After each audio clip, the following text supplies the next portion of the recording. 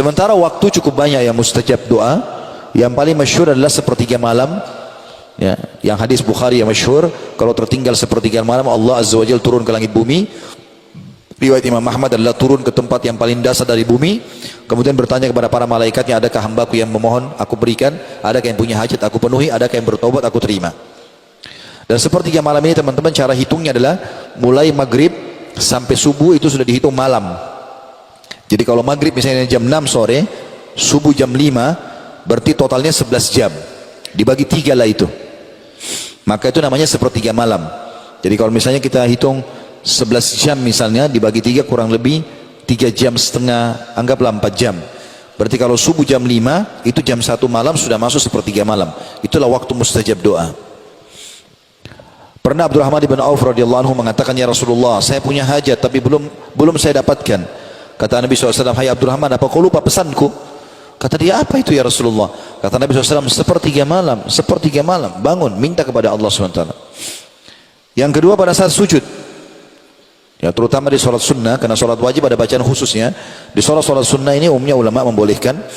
Ya, kata Nabi SAW, kalau kalian ruku agungkan Allah, kalau kalian sujud perbanyak doa, karena sangat jarang doa ditolak pada saat seseorang sedang sujud. Dan Sufyan Ats-Tsauri rahimahullah, salah satu ulama tabi'in yang masyhur di Mekah, beliau dikenal dengan julukan Sajjad, suka sekali sujud. Ya.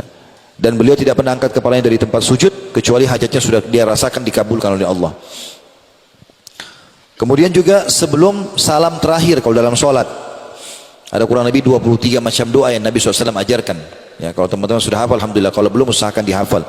Ada 23 macam doa dan itu sudah saya bedah di YouTube dari buku kecil, Hisnul Muslim bahasa Arabnya.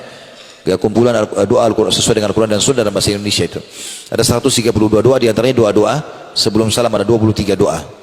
Ada doa-doa yang mulia banyak sekali di situ yang sangat bagus, yang semestinya kita baca. Kalau sholat sunnah boleh kita sampaikan hajat kita, karena Nabi SAW setelah mengajarkan 23 doa.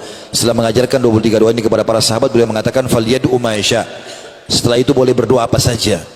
Jadi termasuk tempat mustajab adalah sebelum salam. Kemudian yang keempat, berpuasa. Ya, kita punya waktu berpuasa Senin dan Kamis, ini mulia sekali, maka usahakan puasa. Ya, tidak ada alasan untuk tidak puasa ini. Usahakan puasa teman-teman, karena kalau bukan sekarang kapan lagi? Jangan cuma bilang itu puasa sunnah. Sunnah pun dianjurkan untuk dikerjakan. Dan sunnah fungsinya itu untuk menambal kekurangan amal wajib.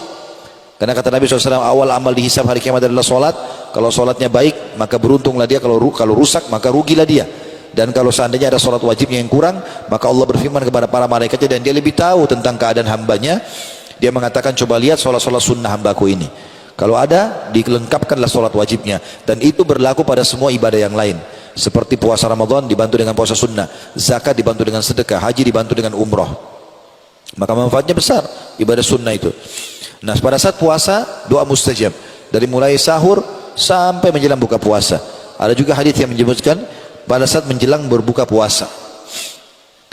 Begitu juga dengan puasa yang lebih 3 hari setiap bulan. Hari-hari puasa banyak ya. Selain Ramadan, karena Ramadan sudah pasti kewajiban, tapi kita bicara sunnahnya. Yang kelima adalah musafir. Semua musafir diijabah doanya. Ya, selama safarnya bukan pada kemaksiatan, bukan karena mau menipu orang, bukan karena mau berzina, maka biidznillah akan diijabah doanya. Berdoa ikhwas sekalian, lagi di kereta api, lagi di bus, lagi di pesawat, lagi di kapal, safar, berdoa, angkat tangan sebentar, 5 menit, 10 menit berdoa, mustajab doa. Kata Nabi SAW, orang yang puasa dan musafir tidak akan ditolak doanya. Begitu juga selanjutnya pada saat hujan sedang turun. Alhamdulillah kita di Indonesia ini ada musim hujan. Di Timur Tengah jarang sekali hujan. Kami waktu di Madinah dulu, kadang-kadang lewat 2 tahun tidak hujan. Ya, nggak ada hujan sama sekali. Kalau hujan sedikit orang pada keluar semuanya. Kita sampai 2-3 bulan, 4 bulan hujan. Dan setiap turun hujan itu waktu mustajab. Karena pada saat turun hujan di Madinah, Nabi SAW mengatakan ini rahmat Allah, rahmat Tuhan kan lagi turun dari langit, berdoalah. Disuruh berdoa para sahabat. Maka berdoa itu waktu mustajab. Kemudian juga pada saat perang sedang terjadi, berkecamuk, kalau kita di kancah jihad, ini juga mustajab. Kata Nabi SAW, Allah tidak menolak doa yang diucapkan atau disampaikan atau dipanjatkan pada saat perang lagi berkecamuk. Juga antara azan dan iqamah. Nah, ini banyak masjid kita di Indonesia kadang-kadang, kecuali kalau kayak tadi mungkinnya karena kita mengejar ta'lim. Tapi kalau lagi waktu lowong, tidak ada kegiatan apa-apa teman-teman sekalian, antara azan dan iqamah dikasihkan waktu yang cukup. menit saja itu masih pendek sebenarnya. Tapi banyak masjid kadang-kadang pendek sekali, gitu kan. Maka kalau di Masjid Haram Mekah Nabawi biasanya 20-25 menit ya. Kecuali memang darurat sekali, orang-orang itu semua sibuk dengan kantor kerja. Kalau tidak, ini waktu mustajab. Kita masuk masjid bisa sholat qabliyah, bisa berdoa, ini tetap diijabah sama Allah SWT. Dan kita punya satu hari 5 waktu sholat, berarti kita punya 5 waktu mustajab, diterima sama Allah. Kemudian juga doa orang tua untuk anak. Ya. Saya sarankan bapak-bapak di sini dan ibu-ibu yang hadir selalu jaga lisannya dari anak-anaknya. Jangan suka bilang kau nakal nak. Ya. Ini bisa jadi doa. Kau bodoh, bisa jadi doa. Kamu ini seperti orang gila, bisa jadi doa. Atau bertengkar suami istri lalu mengatakan saya nyesal nikah sama kamu, bisa jadi penyesalan benar. Atau lihat dirinya di kaca, kenapa saya jelek ya, dia hina dirinya sendiri. Ini nggak boleh teman-teman sekalian ya.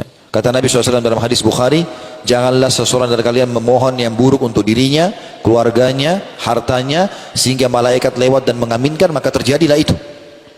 Makanya di antara hal yang harus kita ucapkan teman-teman, jadikan bagian dari doa kita, ya Allah aku beristighfar kepadamu atas seluruh kalimat yang pernah aku ucapkan buruk, baik buat diriku, hartaku ataupun keluargaku. Bisa saja renggangnya suami istri karena kalimat mereka berdua. Bisa saja nakalnya anak karena ucapannya orang tua. Kata Nabi SAW, termasuk doa tidak ditolak adalah doa orang tua buat anak. Lebih baik kita bilang teman-teman, semoga Allah berikan kau hidayah, semoga Allah sembuhkan, semoga kau sehat, dan seterusnya. Termasuk juga yang selanjutnya doa anak untuk orang tua, anak soleh. Sebagaimana sabda Nabi SAW, kalau anak Adam meninggal dunia terputus sumber pahalanya kecuali dari 3, sedekah jariah, ilmu bermanfaat, atau anak soleh yang mendoakannya. Begitu juga setiap muslim terhadap muslim yang lain. Tapi dalam hadis dikatakan ala zahril ghaib, enggak ketemu. Lagi enggak ketemu. Misalnya kita doakan teman kita diam-diam antara azan iqamah, kita mengatakan ya Allah sembuhkan dia, mudahkan jodohnya ya Allah, begitu dan begitu. Dia enggak tahu kita doakan. Kata Nabi SAW, doa muslim untuk muslim yang lain ala zahril ghaib, tidak dilihat ya, oleh temannya, itu diterima oleh Allah. Dan ingat teman-teman, setiap kali kita doakan seseorang, kecuali orang itu berbuat zalim.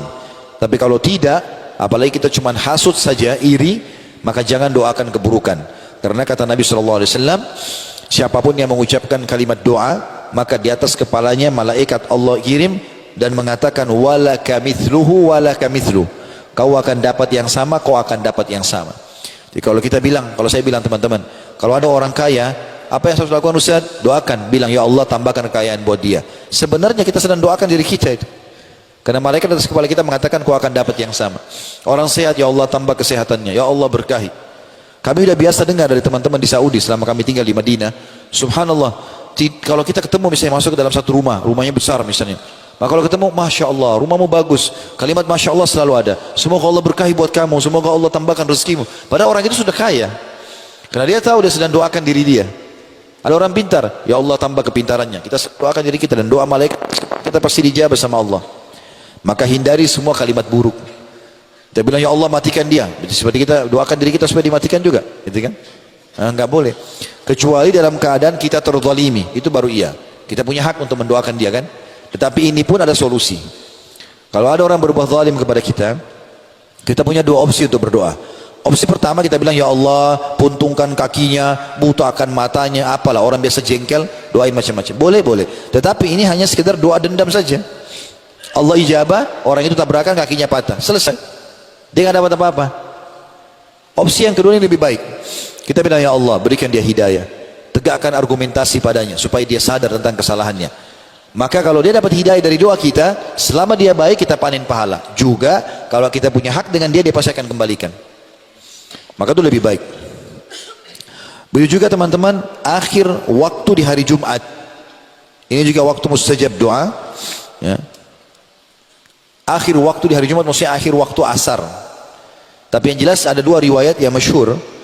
Yang pertama riwayat Imam Muslim, kata Nabi SAW, di hari Jumat ada waktu mustajab. Nggak ada seorang muslim berdoa kecuali diijabah.